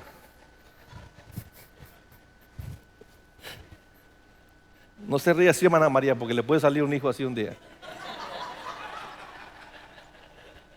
Un día una señora, fíjese nada más, que cuidado con la actitud crítica. Una persona una vez me dijo aquí, yo me fui a la otra iglesia, pastor, porque ese pastor siempre hacía chistes y me caía mal. Y dije, ok. Así que tengan cuidado, porque a mí no me gustan los chistes. Y el único domingo que aguantó aquí, ese domingo, yo sé qué me dio ese día, estar contando tonteras como ahorita. A medio sermón se fue.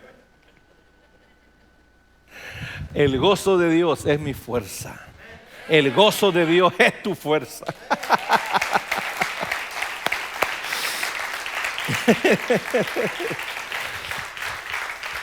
Mire, yo he estado en situaciones difíciles donde a veces no tengo cosas importantes, me faltan ciertos recursos.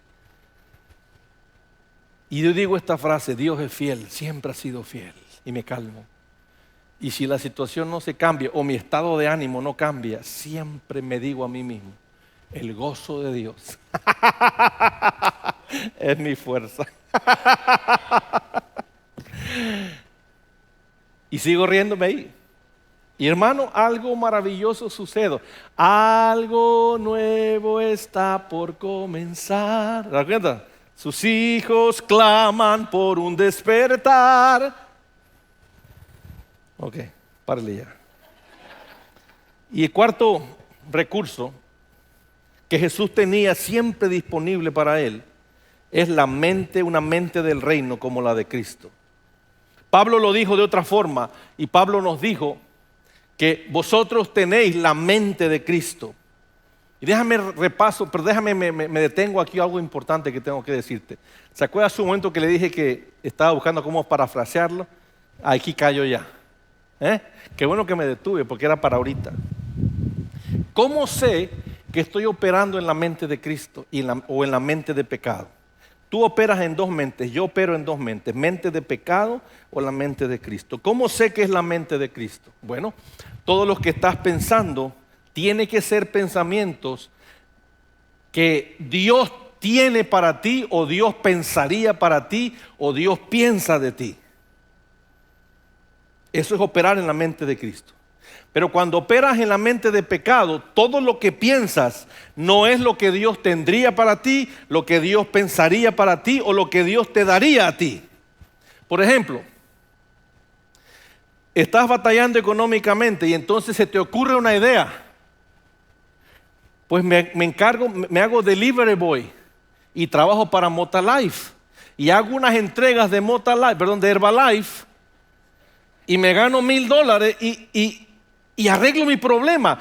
Eso es la mente de pecado. ¿Por qué lo dice, pastor? Porque eso no es lo que Dios tiene para ti, no es lo que Dios piensa para ti y no es lo que Dios te daría a ti. Eso es pensar con la mente de pecado. El caminar orgullosamente es mente de pecado porque Jesús no era orgulloso. Pero la mente de Cristo te hace caminar humilde. A una persona le dije el viernes así, que vino aquí y empezó con todo su discurso, usted sabe. Y dije, mire. Sí, pero no hable. Escuche esto. Aprenda a ser humilde. Se me le levantó el... Le voy a repetir. Aprenda a ser humilde. Y como no quería, le dije, trate de vomitar, trate de toser. Órale. Nada más una vez le dije y empezó, ya se vomitó aquí. Y a cada comando el demonio salía. ¿Por qué?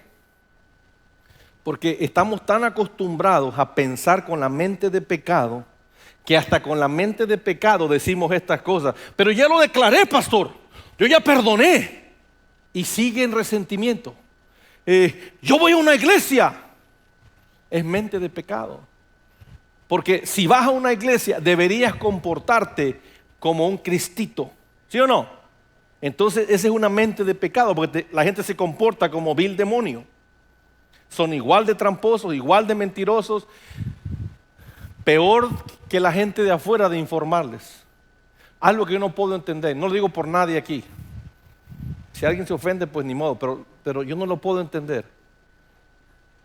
De alguien que se dice cristiano de fe y consagrado y llega al servicio al final o a mitad. Yo no puedo entender eso. Este viernes que mucha gente llegó tardísimo. Hubo unos que pasaron la oración entrando, ya pasaron aquí. Ya llevábamos ¿qué? Hora y media y a esa hora entraron aquí. Yo me decía dentro de mí, ¿qué es eso? Te citan a las 8, hermano, es a las 8. Te citan a las 10:30, es a las 10:30. A las 7:15, a las 7:15. En el trabajo la gente no hace eso. Y llegan al trabajo corriendo porque si no les llaman la atención. Pero llegan a la iglesia así como que Juan Camaney. Y dicen, no, pues si no les gusta el pelón que se aguante porque le hago un favor con venir aquí. Como decía el pequeño Yoda, correction. You're not doing me a favor. It's actually the other way around. Usted no me hace un favor a mí, es al revés. Oye, hay personas que me tienen que marcar de llamadas internacionales para hablar conmigo 1 hora en la noche, porque necesitan aclaración de una parte del mensaje o aclaración en temáticas que no saben cómo manejarlas. Y tú diario me tienes aquí y a veces no lo valoras. Hello. ¿Hay alguien aquí? Ouch, aunque sea, hermano. Todos los recursos del reino que estuvieron disponibles para Jesús están disponibles para nosotros si hemos de entrar en una guerra espiritual. Y ahí te va. Cuando operas con los recursos del reino, que son los que te acabo de citar ahorita, cuando operas en estos recursos, y estos recursos están evidentes en tu vida, tú tienes una fe creciente, tienes una oración poderosa. ¿Cité los 4 o no? ¿Sí lo cité o no? Que no me di cuenta. Tienes una mente la mente de Cristo y tienes el gozo permanente de Dios. Cuando eso está evidente en una persona, la guerra espiritual se convierte en esto. En esto se convierte. En éxito y victorias continuas. ¿Cuántos estuvieron aquí el viernes, y se dieron cuenta que la presencia de Dios se manifestó de una forma diferente? ¿Se dieron cuenta? Suave, tranquila. Y el objetivo que tuvimos ese día fue que ningún hombre se llevase el show. Una pregunta siendo honesto, ¿el hombre se llevó el show? Había varias vasijas ayudando. ¿Quién se llevó el show? Había una fuerza superior operando por encima de estas vasijas. ¿Se dio cuenta? La guerra espiritual es así. Cuando tú usas las herramientas disponibles para Jesús, que están disponibles para ti, que son las herramientas del reino de Dios. Cuando eso es así y es evidente en ti, toda guerra espiritual se convierte en éxito y en victorias continuas. Continuas. Va a haber derrotas, pero continuamente hay victorias. Una señora me decía ayer, hay una muchacha que tiene usted ahí, pastor, que nada más me puso la mano y empecé a sentir calor. Y yo, pues quién sabe quién fue, porque eran varias. Otra me dijo, no, pastor, ese muchacho que tiene usted al lado, qué tremendo, nada más empezó a hablar conmigo y inmediatamente se me quitó el dolor. Será entonces victorias continuas, éxito continuo. El expulsar demonios será un ministerio feliz, no un ministerio pesado.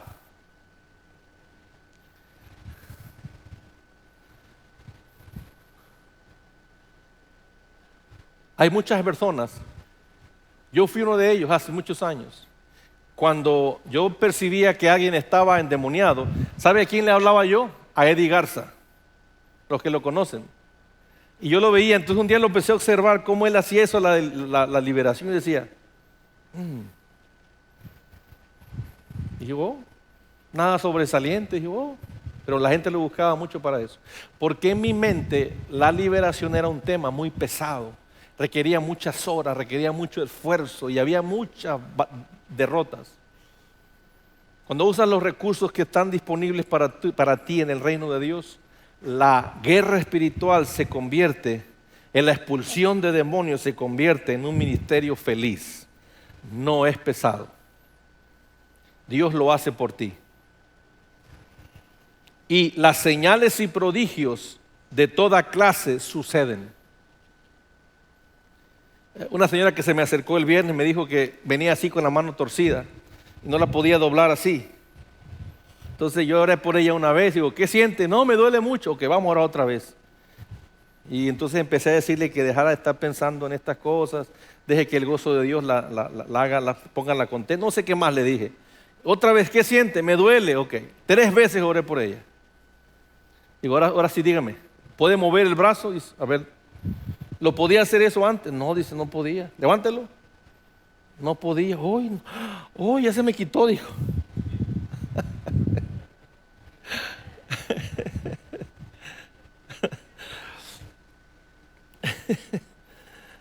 Señales y prodigios suceden de muchas formas. Y cosas milagrosas estarán ligadas a nuestra vida o a nuestro ministerio. Fíjese, hace años atrás, aquí hubo un mover de cosas sobrenaturales. Y después pasó como que nos enfriamos o nos desvirtuamos, lo que haya sido. Pero por años, yo llevo años tratando de quitar ese letrero. Y llevo años queriéndolo quitar. Y le he hecho muchas veces a alguien que no voy a decir su nombre, pero él levantó la cabeza para ver si hablo de él. El nono. Le dije varias veces, pero se le olvidó a él y a mí se me olvidaba. Y por años lo quise quitar. Y yo no sé por qué no lo quitaba. Hoy ni me voy a atrever a quitarlo. Pero lo sobrenatural es algo natural para aquellos que operan en el reino de Dios. Naturalmente suceden cosas. Y hermano, eso no es para Mario Gamas, para Fabiola Gamas, ni para Kevin Gamas. Eso es para todos y cada uno de ustedes. Usted está llamado a ser un embajador del reino de Dios donde usted va. Donde usted va. Ya me lo quitaron. Donde usted va, tiene que haber victoria continua, tiene que haber expulsión de demonios, tiene que haber señales y prodigios y cosas milagrosas que pasen a su alrededor. Esa es la evidencia más contundente, número 1, de que eres un cristiano. Número 2, que el reino de Dios está en tu vida. Y número 3, que el poder de Dios fluye a través de ti. Esa es la evidencia más contundente, hermano. ¿Estamos? Ok. Ya para terminar,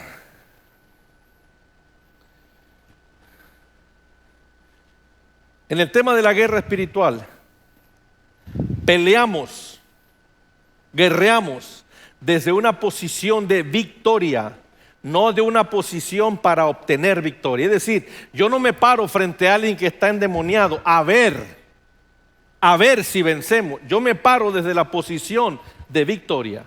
Ya te vencieron. Aquí la pregunta es, ¿te vas a dar cuenta en 5 minutos o te vas a dar cuenta en 20 segundos? Ya estás vencido. Yo estoy hablando desde la posición de victoria. Cristo te venció. Yo nada más vengo a restregarte en la cara que ya fuiste vencido. Desde esa posición guerreamos, no una posición de derrota o una posición para obtener la victoria. No, desde la posición de victoria. ¿Lo está viendo? Algunos predicadores a través de los años han enseñado, yo fui uno de esos, y a mucha gente le dije esto yo: no te metas con el diablo, no hables del diablo, no lo menciones, no lo pronuncies, porque cuando lo pronuncias y lo mencionas, te ataca. Así que yo siempre decía esta palabra, el enemigo. El enemigo. Y quizá Marta y Daniel también decían así, ¿verdad? ¡Ay, no! Todo religioso, toda iglesia religiosa así te enseña. No te metas con el diablo porque te da el coco, el cucu. Hermano, y eso es falso. La palabra nos enseña a través del Espíritu de las Escrituras que el enemigo está bajo nuestros pies. No porque seamos alguien, es que Cristo lo puso debajo de sus pies. Y si tú estás al lado de Cristo en los lugares celestiales, el diablo y su reino está debajo de tus pies. No puedes ir con miedo. Es lo que le explicaba anoche. La gente, mire, uno de los grandes problemas que tiene la gente para moverse en fe es lidiar con el miedo. Todos viven, la mayoría de gente vive en miedo, en temor. No es lo mismo sentir temor a vivir preso del temor. Porque la gente teme, no le da a Dios. Porque la gente teme, no se compromete en una congregación. Porque la gente teme, no viene con un pastor y se abre de capa y espada. Porque la gente teme, vive una vida a medias con Dios. Porque teme que Dios le quite su voluntad. Teme que Dios le quite sus placeres. Teme que Dios le quite sus adicciones. La mayor adicción que tiene una persona se llama a sí mismo. Y esa Dios te la quita. Te quita el sí mismo, te quita la pasión de la carne, te quita el egoísmo del corazón, el egoísmo hacia el pobre. El Señor cambia. Pero tienes que darle la oportunidad que lo haga. Tienes que darle el control de las cosas. Y mucha gente teme, por eso no se lo da. Vive a la orilla del río, ni se mete con Dios, ni se va ya con el mundo, como dicen por ahí. Está en medias. Y por fin, hablando de guerra espiritual y hablando de que somos victoriosos en Cristo Jesús, lo escuchó. Somos victoriosos, no fuimos creados para derrota, fuimos creados para victoria. Y el que no entiende eso vivirá en derrota siempre. Fíjate nada más, si no puedes gobernar y tener victoria sobre tus emociones, sobre tus pensamientos, ¿cómo piensas que vas a poder enfrentarte a un demonio? Te hace pedazos. Porque es importante, el gobierno de Dios trae control sobre nosotros. No voy a entrar en ese tema. La victoria no es para solitarios. ¿Qué quiere decir eso? Muchos cristianos viven en derrota por su falta de interacción con otros creyentes. Son solitarios. Había una canción que yo cantaba antes que no se la voy a cantar porque si la cantas se van todos ahorita.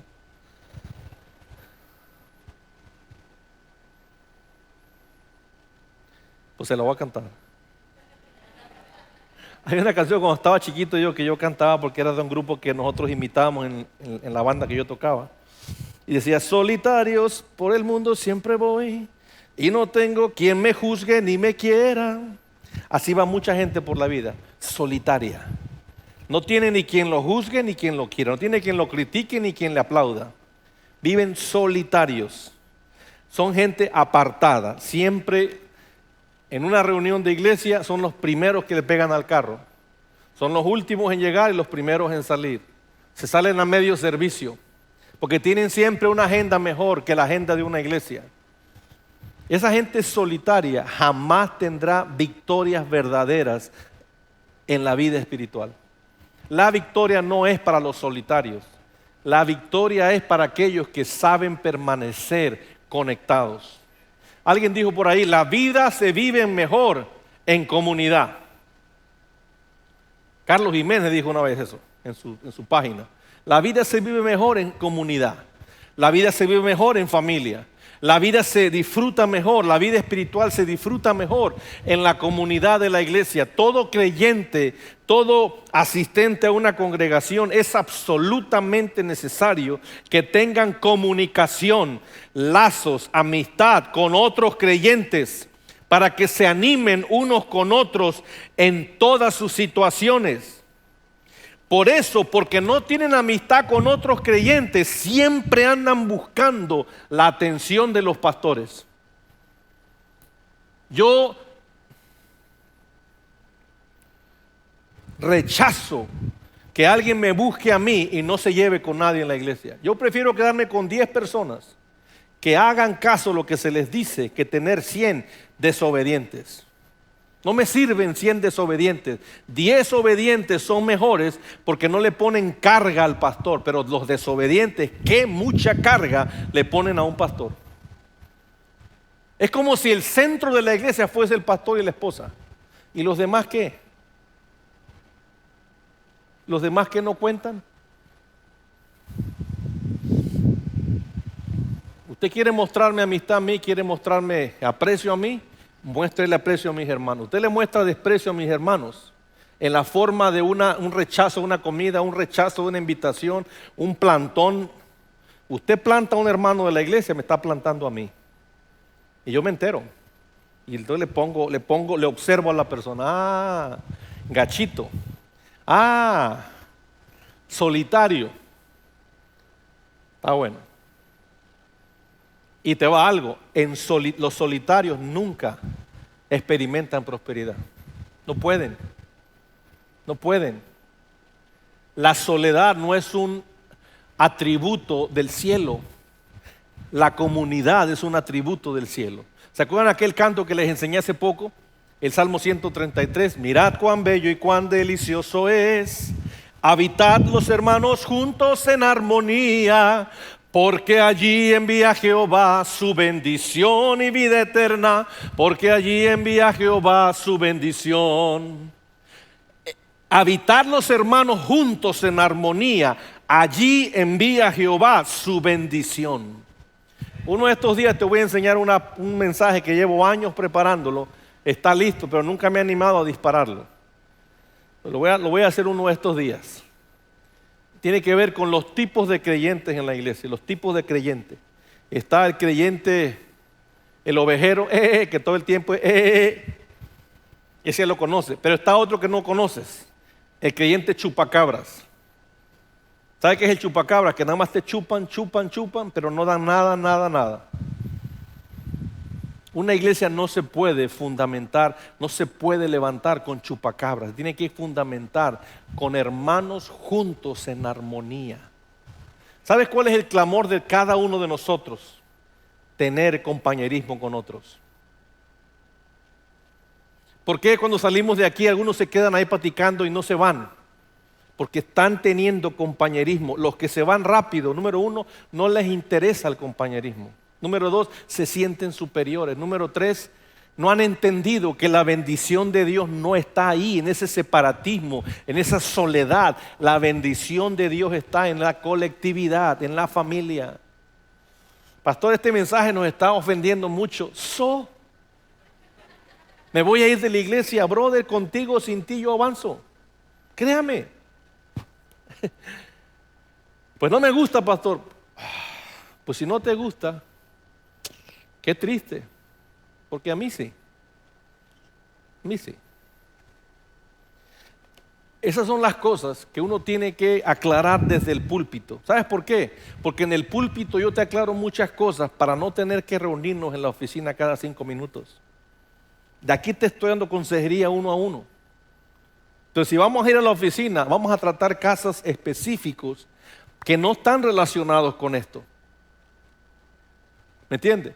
Pero si tengo que llevar, por ejemplo, a Brian y a Chelsea a la oficina para decirle, oye, bro, he observado que tú nunca te juntas con nadie, siempre te vas rápido, nadie pelas, a todos plantas, ya llevas aquí 7 meses y no veo que te integras. ¿Qué onda? ¿Qué está pasando? Si tengo que hacer eso, comienzo mañana y todos van a pasar por ahí, si quiere. ¿Por qué? Porque eso es lo que está pasando. Una iglesia no es eso. Una iglesia no es venir a escuchar la misa de 10:30 y salir disparado. Una iglesia es tener compañerismo. El compañerismo no se puede enforzar, no se puede obligar, pero tampoco se puede evitar. Es natural. Por eso no se le llena la iglesia, pastor, porque le da muy fuerte a la gente. Es importante que toda persona que asiste a una iglesia tenga relaciones sanas, profundas, significativas. Ese es el primer elemento para recibir bendición. Un arma secreta del diablo se llama soledad and isolation, aislarse. Loneliness and isolation. Esa es una arma secreta del diablo. A través de la soledad y el aislarse, la gente empieza a perder su gozo, su paz y la espiritualidad. Y aquí le va algo de lo que es más todavía peor todavía. Alguien puede decir, pastor, pues yo no estoy de acuerdo porque yo ni me siento solo, ni estoy en maldición, estoy bendecido, me va bien, yo tengo muchos amigos. Ese es lo peor que yo puedo ver en una persona. Que vaya a una iglesia y no se lleve con nadie, pero sea un dado social o una pirinola social allá afuera.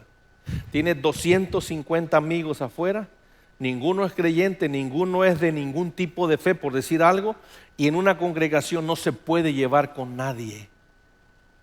Eso no lo entiendo yo. No lo entiendo. Eso no es una iglesia. Una iglesia debe ser un sinónimo de familia. Y cuando hacemos guerra espiritual, si ese elemento no es un elemento vivo de una iglesia, hay huecos. Y cuando queremos levantarnos a pelear, siempre esos huecos, todo se rompe en the weakest point. En el punto más débil entra la culebra, en el punto más débil entra el enemigo, en el punto más débil se rompe la cadena.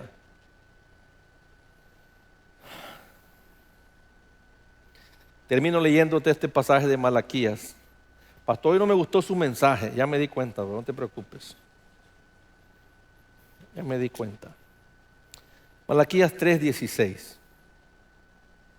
Dice la escritura así. Entonces los que temían al Señor se hablaron unos con otros y el Señor prestó atención. Si no tienes la versión que yo tengo, no sé cuáles tengas, pero alguien me puede leer rápidamente cómo dice la Valera desde ahí.